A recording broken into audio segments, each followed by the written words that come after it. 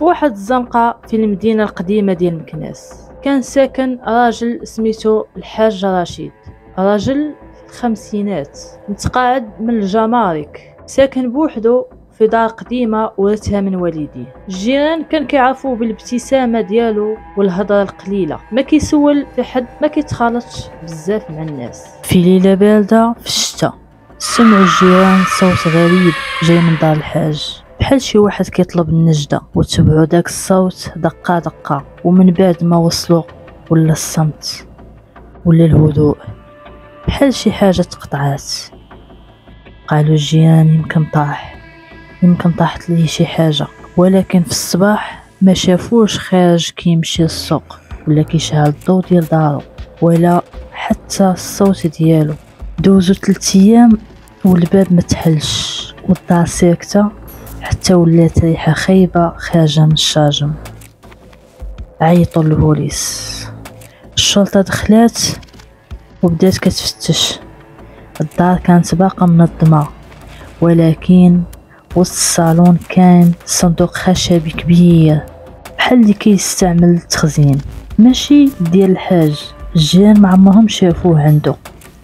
قربوا رجال الشرطه وهما يلقاو الصندوق مطلي ببقع ديال الطين والدم.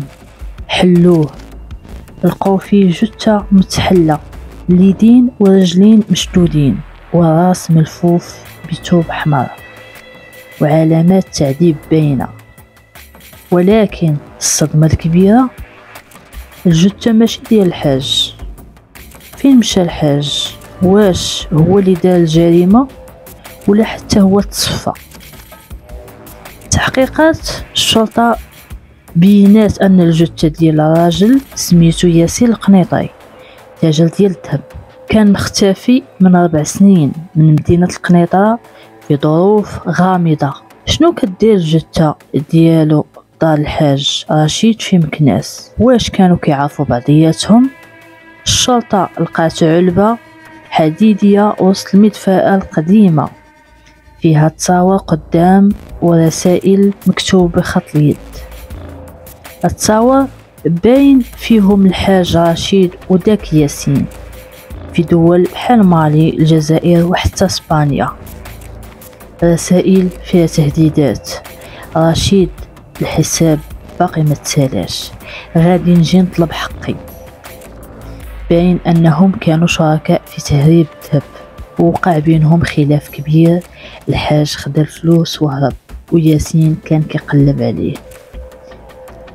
الشرطة كتظن ان الحاج ربما قتل ياسين في شي لحظة ديال الدفاع على النفس وخبى الجثة، ولكن تا هو غبا، ما خلى لا ورقة ولا خبر.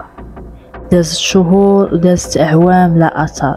القضية بقات في الارشيف ديال الشرطة مكتوب عليها: القضية مفتوحة، المشتبه فيه مختفي. والجيران كل ما سمعوا الريح كتدق الشراجم دار الحاج رشيد كيتسناو شي حاجة ترجع، كيقولوا في صمت الصندوق رجع خاوي. بصح القصة ما سالاتش.